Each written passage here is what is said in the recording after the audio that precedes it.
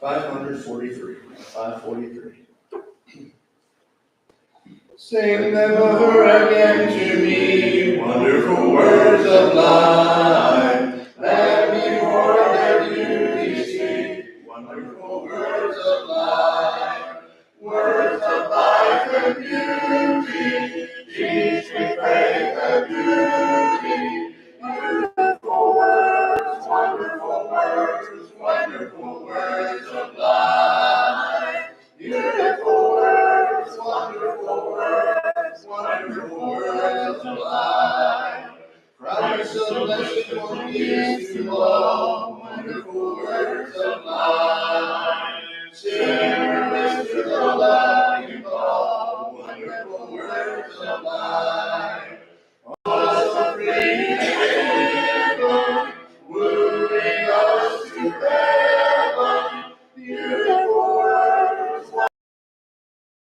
words of life.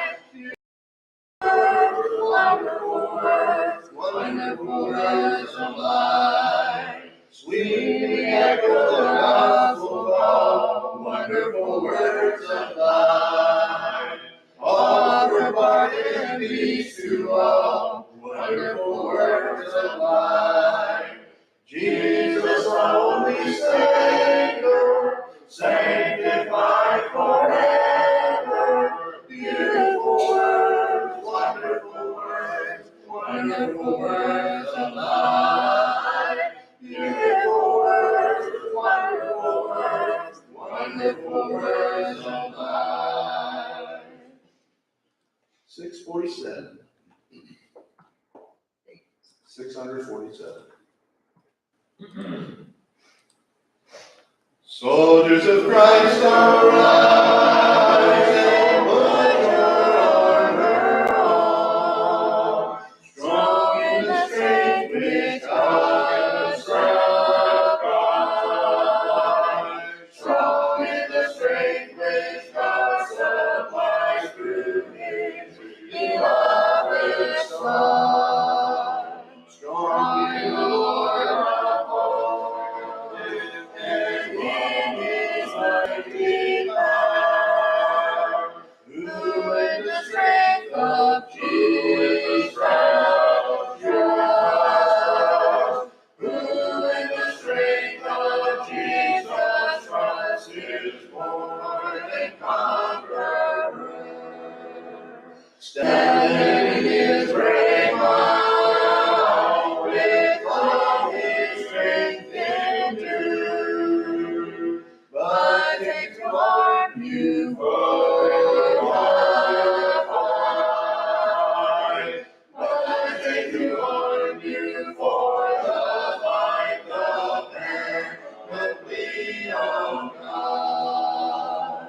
Lean on guarded praise, no weakness of the soul. Take every virtue, every virtue grace. Take every virtue, every grace, and fortify the whole. That having all things done, and all your conflicts past, you may overcome through Christ alone. You may overcome through Christ alone, and stand entire at last.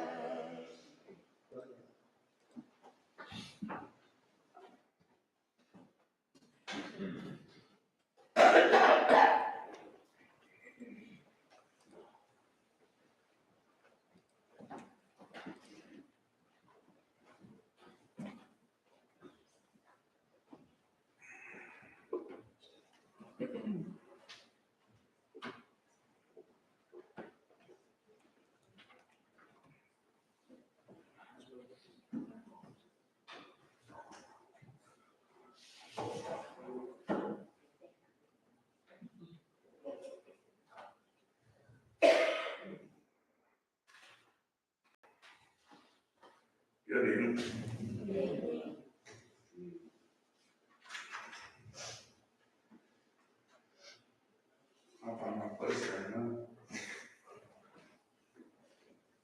So you all ready for a good goal?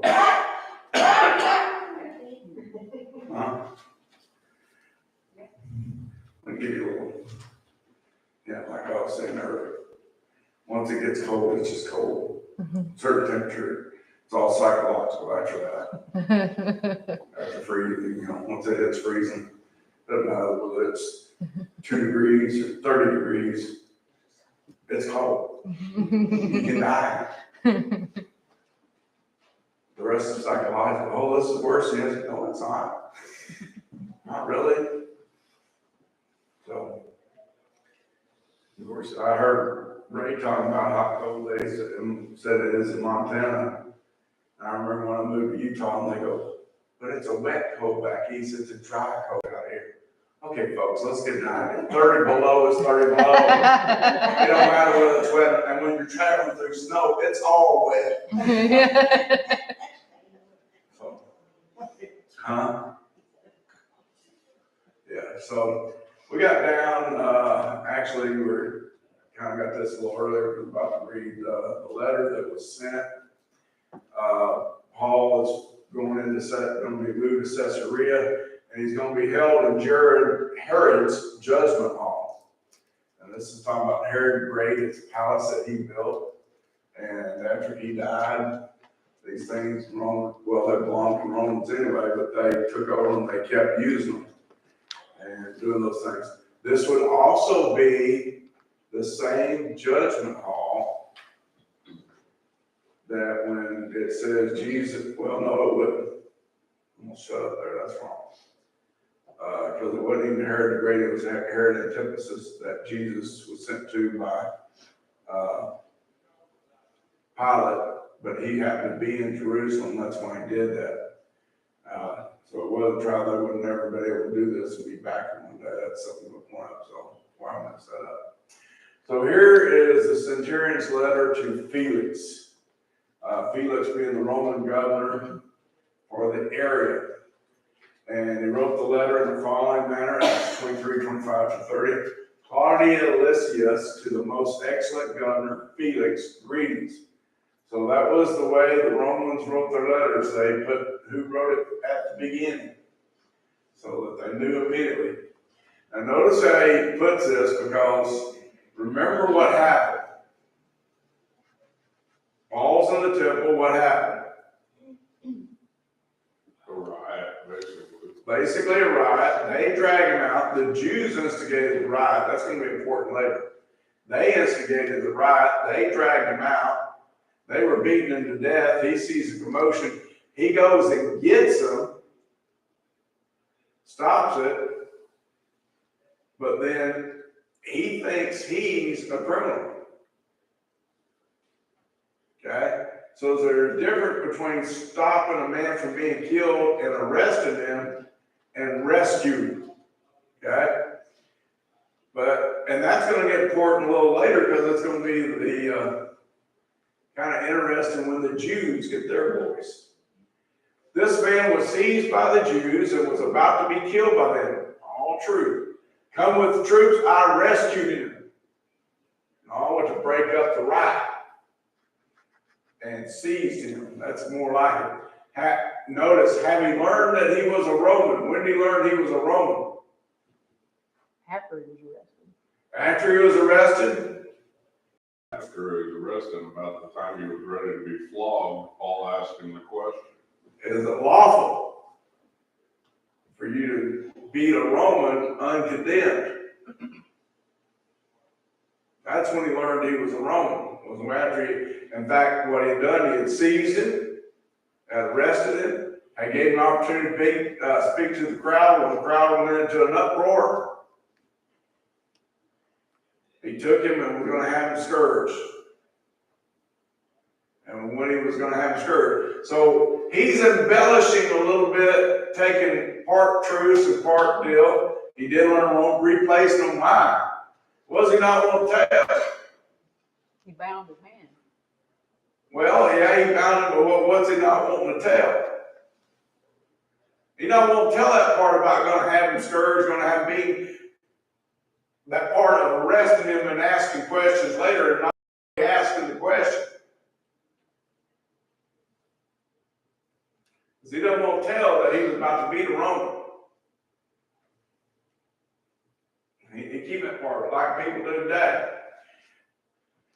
And this is true, when I wanted to know the reason they accused him, I brought him before their council. I found out that he was accused concerning questions of their law, but had nothing charged against him deserving of death or chains. Now, and that's true. Now, the whole thing, even when he had first, once he met before the council, it was more for his safety that he did bring him to custody after that. Now, and when it was told me that the Jews lay in wait, I sent him immediately to you, and also commanded his accusers to state before you the charges against him. Farewell. So he is pointing out there's really no reason for Paul to be held. And the only reason he's here before you is because the Jews were going to try and kill him.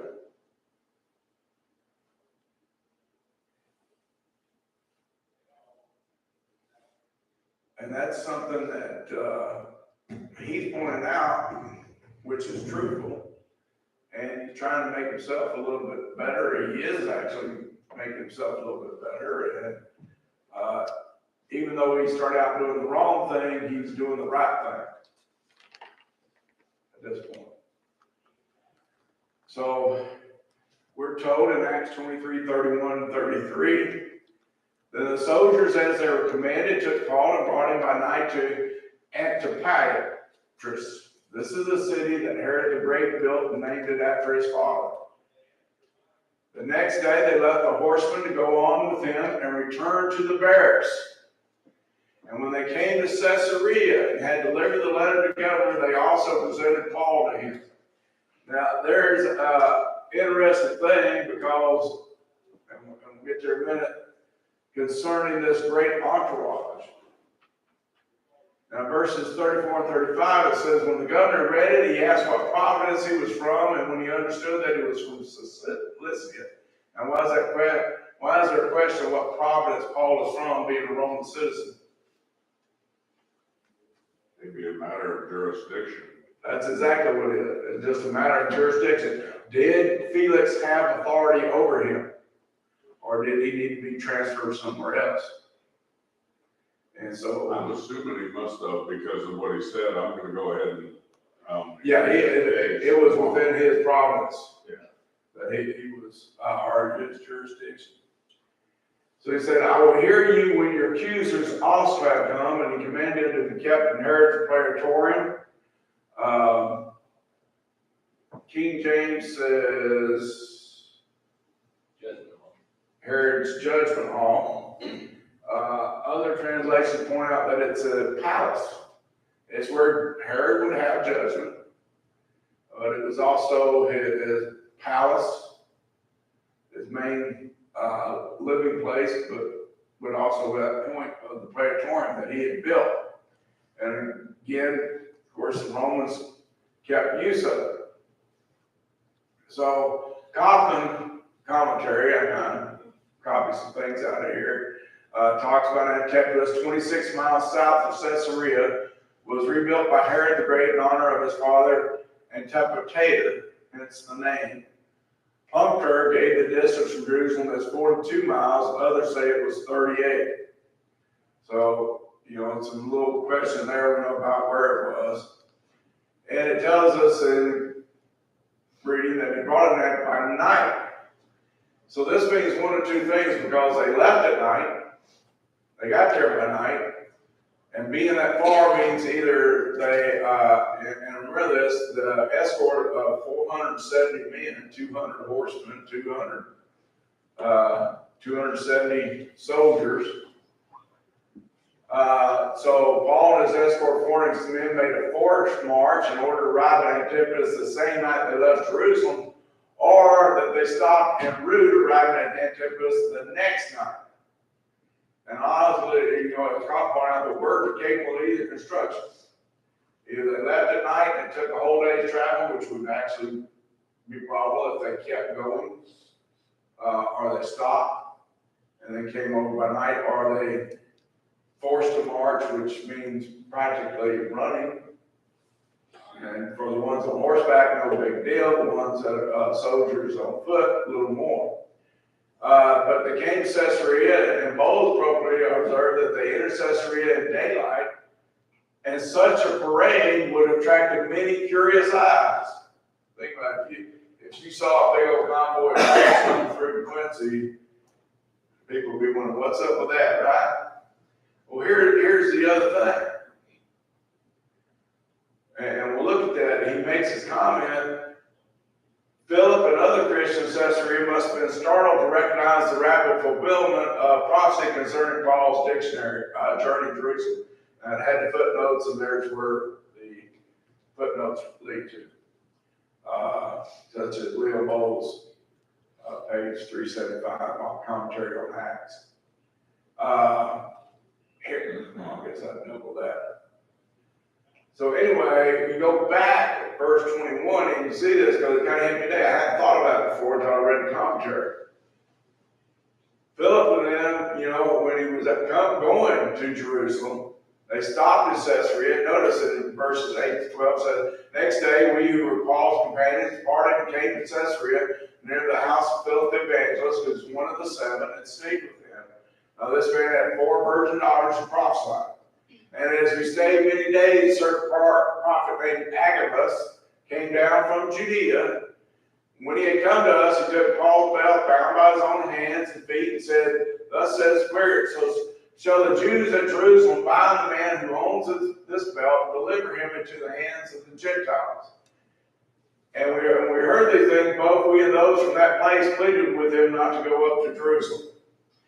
So here's the point there. He's in Caesarea. This prophecy is told. He goes to Jerusalem. And probably a period of 2 to 3 weeks, here he is back in Caesarea, being brought in and bound, just like the prophecy had been foretold.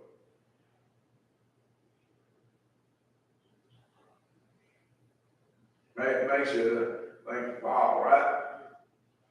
I think they were kind of amazed to sit there. Not only they heard the prophecy, here they are seeing it fulfilled.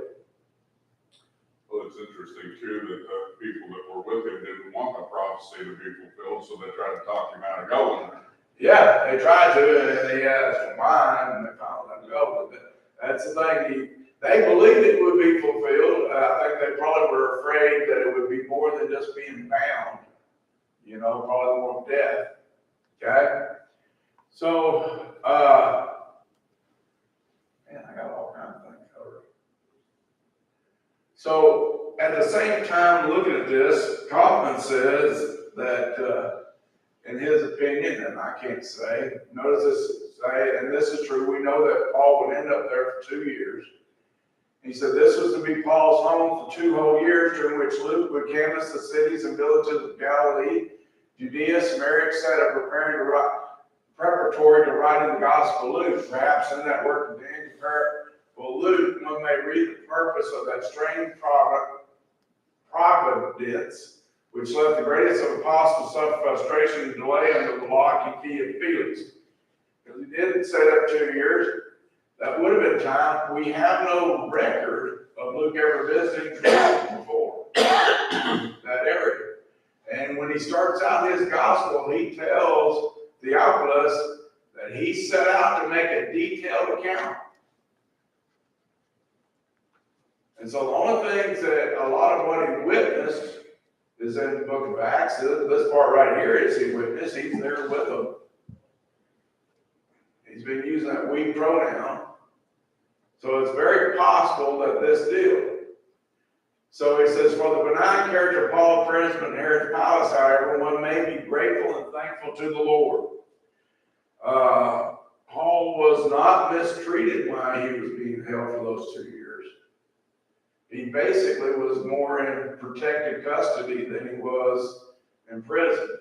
It wasn't so much like when he would get to Rome where he was chained to a guard regularly. And so those things. So we think about it, and then he goes before Felix. And this is where a lot of things turn in Acts 24. There's some interesting things that you do.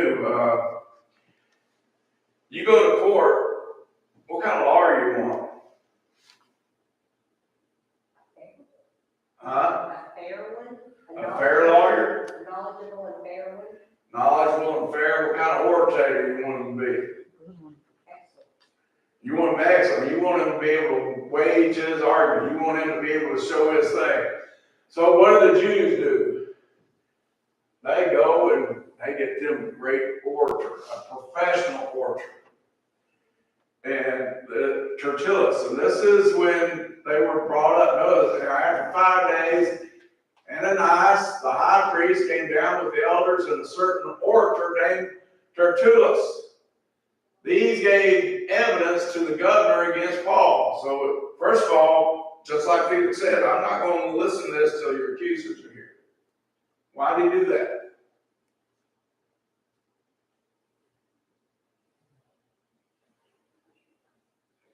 Wanted to hear both sides. Both sides at the same time. I'm not, your accusers got to show up. What happens if accusers don't show up? You win. You win. Guess what? That's how Paul gets out of prison the first time. After he goes see him.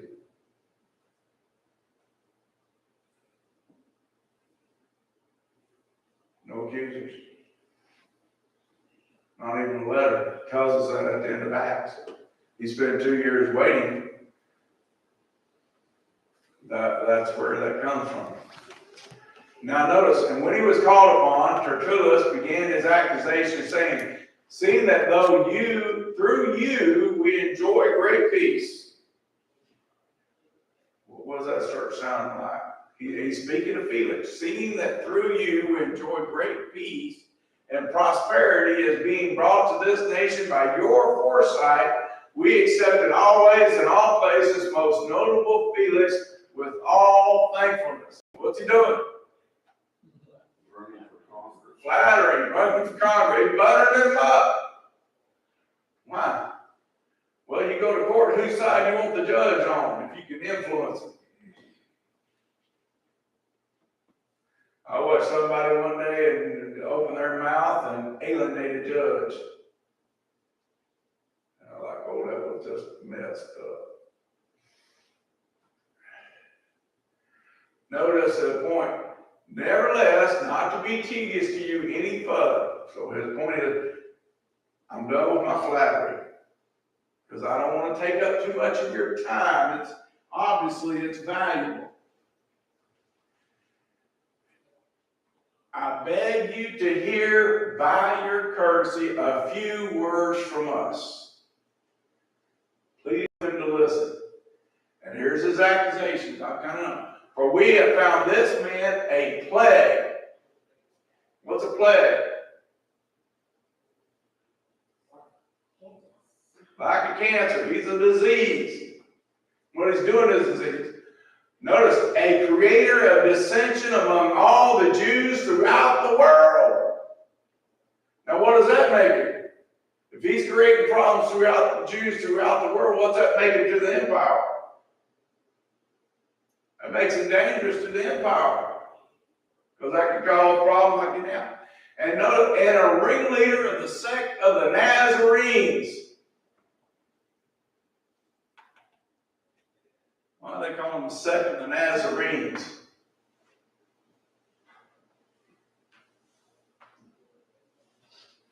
Oh no. What's a Nazarene in that point? A Nazarite was a little bit different than the It's rest not of talking about the Nazarite vow. Jesus was from Nazareth, so he was. Jesus was of Nazareth of Galilee. So the sect of the Nazarene, people from Nazareth, is what he's referring to there. Because Jesus didn't take a Nazarite vow. John the Baptist was under a Nazarite vow, but Jesus was not. He even tried to profane the temple, and we seized him and wanted to judge him under our laws. Okay, he tried to profane our temple. True or untrue? Painting a picture. Untrue. But he's painting a picture of somebody that causes problems. Somebody, and we wanted to judge according to our law. It was a matter of our law, and we wanted to judge.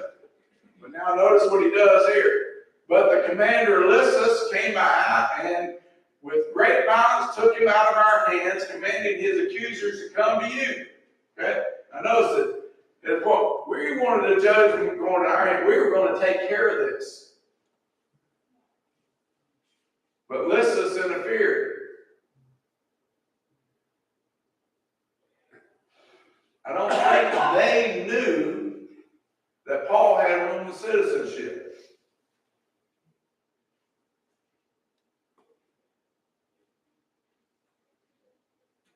Because guess what they just said about Lysias?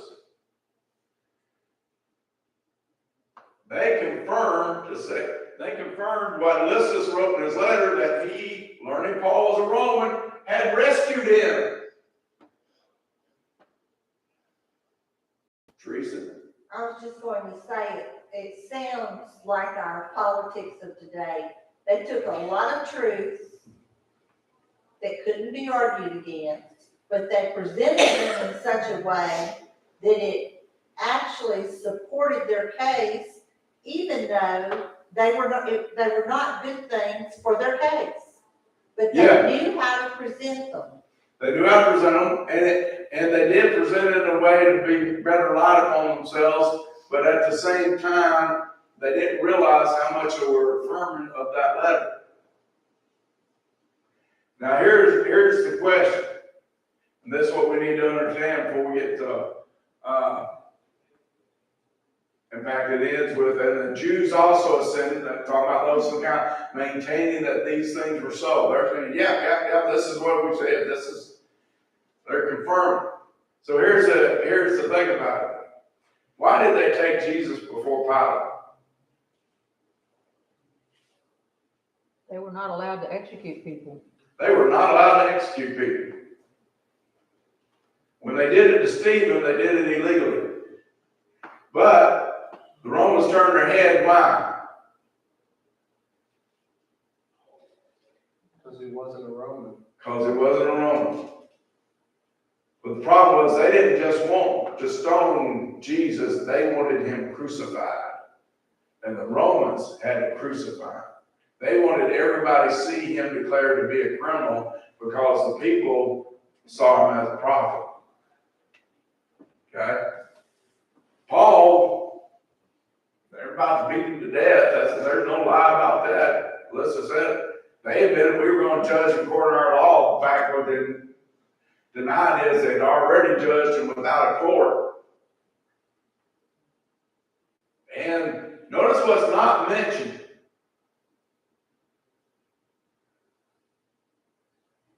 Nothing's mentioned about him. The reason he's being moved to Caesarea, that they had 40 men going to lay in wait and kill him if he was brought to them.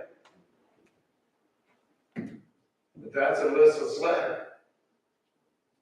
So they don't know what's under in Lysias' letter. So they're all confirming it. Now you get Paul's side. So when they were done, then Paul, after the governor had nodded to him to speak, answered, "Inasmuch as I know that you have been for many years a judge of this nation, I do the more cheerfully answer for myself." Okay, I know that you've been here for a long time. I know that you've done most things fairly, somewhat. And we'll get a little more than that. So I'm going to answer for myself. Because you make certain that it is no more than 12 days since I went up to Jerusalem to worship. So we talk about how quick that was. This whole turn of events, 12 days.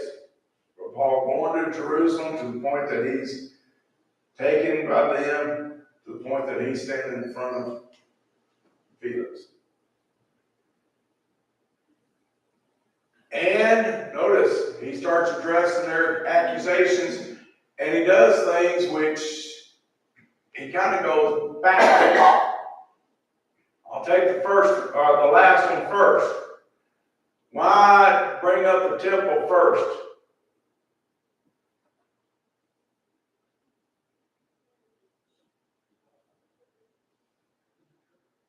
Because actually that was the most serious of the charges. Because even the Romans understood how important the temple was of it, and he was desecrating the temple, they might judge him as being worthy of death. So notice, and they neither found me in the temple disputing with anyone, nor inciting the crowd either in the synagogues or in the city. So this accusation that I was profaning the temple, and he's going to address that a little more, and that I was stirring up dissension, is baseless. Notice, nor can they prove the things which they now accuse me. All in the word, there's nothing they can prove. They can't prove any of that. There's no evidence, circumstantial. He says, but this I confess to you, that according to the way which they call a sect. What does he mean by the way? Following Christ, the way to heaven. The way to follow Christ, the gospel, following the way that he was leading there. You can do a word search if you got a computer and a Bible program, and I'll give you the way being used this many different times. It actually goes back to Romans chapter 7, being used, speaking of living. We sing a song, I'm in the way, the bright and shining light. That's right. Jesus, back in Matthew, on the Sermon on the Mount, narrow is the way, narrow is the gate, and difficult is the way which leads to salvation. He used the term on himself, the way. There is the way. Notice, singular or plural? Singular. Singular, so what does that mean? Only one way. The way. Okay? Which they call a sect. What do they mean by calling it a sect? Same reason they call it a sect of the Nazarenes. Why they want to call it a sect? A part of? A part of what? The Jewish nation? Judaism. Because they want it to be that sect, because if it's a sect and not separate, they have a right to judge over it. And that was one of the problems that early Christians had to deal with, because the Roman government even came to visualize it as a sect of Judaism. And what happened when Jerusalem fell? What was declared illegal? Judaism. Practice of Judaism was declared illegal. What did that do to Christianity? Same thing. Huh? Same thing. Same thing, since it was considered a sect, also made it point. Then he goes on to say, point out the things. Notice he says, so I worship God of my fathers, notice it, believe in all things which are written in the law and in the prophets. And what's he saying about them?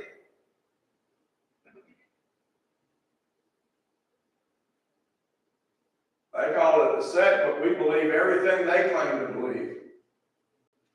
So we go further. We truly believe it.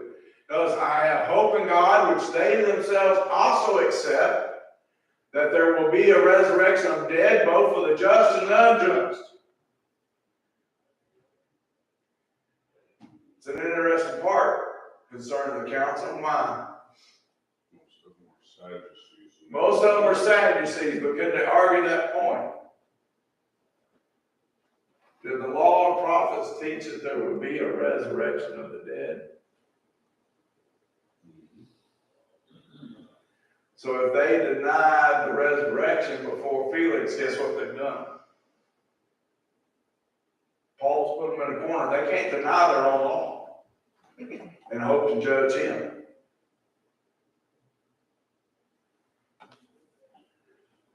Smart.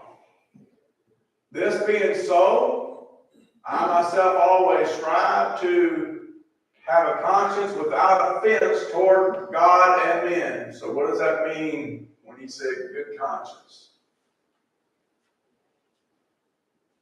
Well, I've served, and when it's part of me, it's part of me, but what I've always tried to do is have one that was without offense toward God. So when my conscience told me I had done wrong, what did I do? I changed. Notice after many years, I came to bring alms and offerings to my nation, in the midst of which some Jews from Asia found me purified in the temple. So first of all, who took him out of the temple? Romans took him out. No, who took him? They took him out of the temple. They took him out and then they closed the doors. Right. So that it was Jews from Asia. Guess who's not there? The ones that took him out aren't there. And notice, it said, purified in the temple. So I'd been following Jewish custom to be purified, to be able to go into the temple. So I had done nothing to profane it. And notice, and they found me neither with a mob nor tulip. So they painted this picture that I was creating dissension, yet it wasn't there. And points out they ought to have been here before you to object if they had anything against me. So was its true accusers there? No. Okay? And notice he says, or else let those who are here themselves say if they found any wrongdoing in me while I stood before the council. They find any wrongdoing in him? No. His accusers didn't show up. They didn't find anything. But notice what he points out. Unless it is for this one statement which I cried out, standing among them concerning the resurrection of the dead, I am judged by you this day. So only that one statement made for the council to split those Sadducees and Pharisees into an argument, and that's why he did it, that because of the resurrection of the dead, I'm being judged for you this day. Okay? Basically saying, this is the only reason I'm here. So what did Paul do according to their case?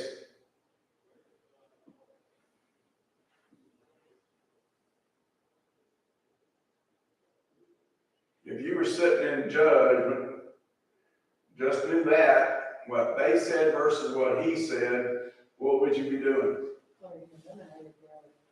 You might be irritated that your time's being wasted. Okay, that's true. What'd you say? Yeah, eliminated there. I mean, at that point, he's defended and refuted whatever claims they had against him. He's pretty well eliminated. If you really had a case, then where are the accusers? Where are the ones that brought me out of the temple? That's the whole difference. Why didn't you bring him? Where's he at? Prosecutor today and charge somebody. What happens if the prime witness doesn't show up? They dismiss the case. They dismiss it.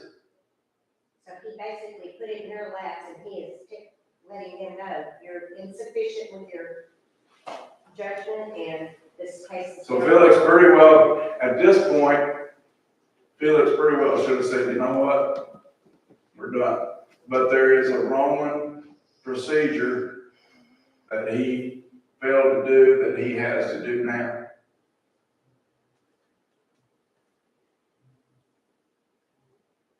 So but when Felix heard these things, having more accurate knowledge of the way, he adjourned the proceedings and said, when Lysias the commander comes down, I will make a decision on your case. So what's he doing? Extending Kicking the can down the road. Kicking the can a little bit down the road. We'll know why in a little later, but it is also a part of Roman procedure. Lysias should have been called up there to begin with, not just use the letter. When he called the Jews, he should have sent for Lysias. Now here's an interesting point, is he says, I'll make a decision. And he's kind of trying to keep the peace. Appeasement. Yeah, appeasement. But he also knows Paul's should be let go. But he might have more problems if he lets him go. Now notice what he says, what it says about him. Accurate knowledge of the way. This isn't the first time that he's heard of Christians, or the way Christians live, and the way that they profess to live, and the things they're to hold up to. So he commanded the centurion to keep Paul and to let him have liberty, and told him not to forbid any of his friends to abide for or visit him. So in the time frame that he keeps him, who's all able to come see him? Luke, Philip, Other Christians, yeah. Philip, the church at Caesarea, his other companions. So that's where I have for us tonight. Now, Paul will be called again before Felix, and then we'll understand a little more why Felix has suspended judgment. Because it's not just all appeasement.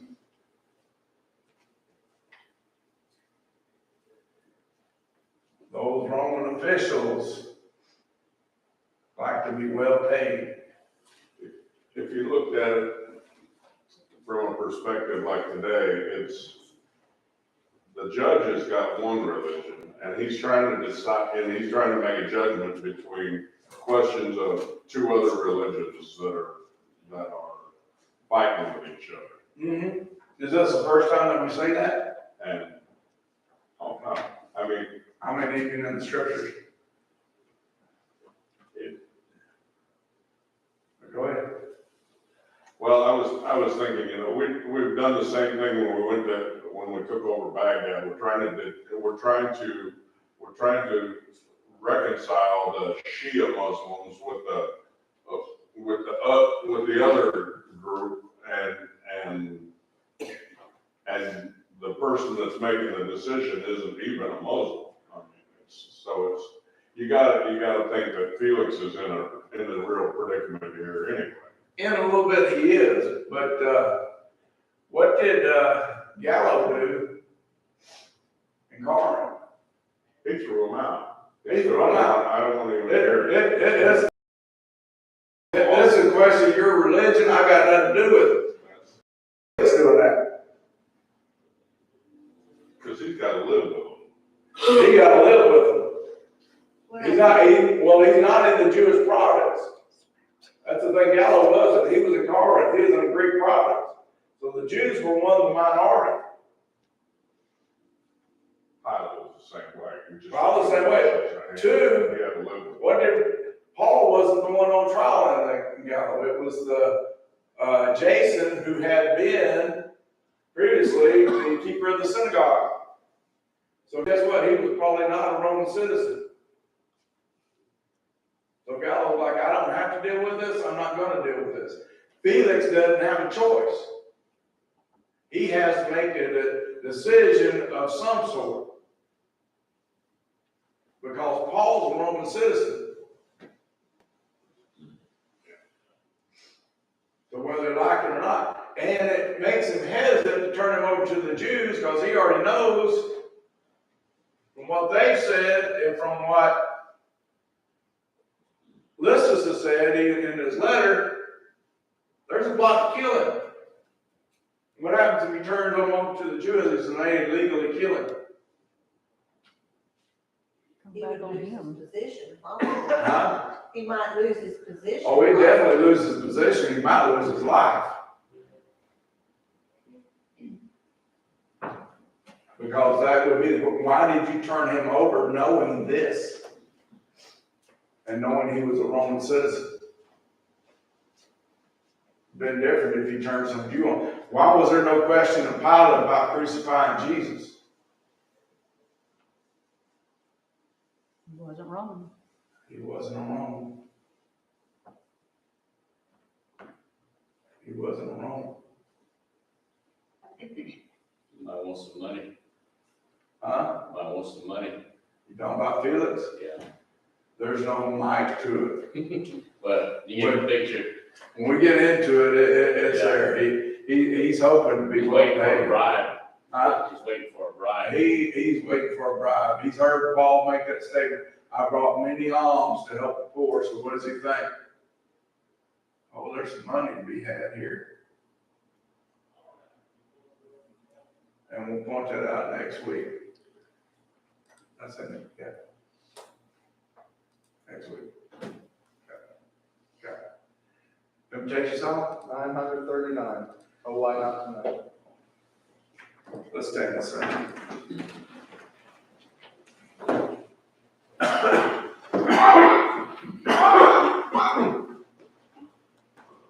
Oh, do not let the word depart, and close thine eyes against the light. For sin not thy heart, be saved, oh, tonight. Oh, why not tonight, not tonight, not tonight. Oh, why not tonight, not tonight. Why not tonight? Will thou be saved? Then why not tonight? Our blessed Lord refuses not. Who would to enter soul tonight?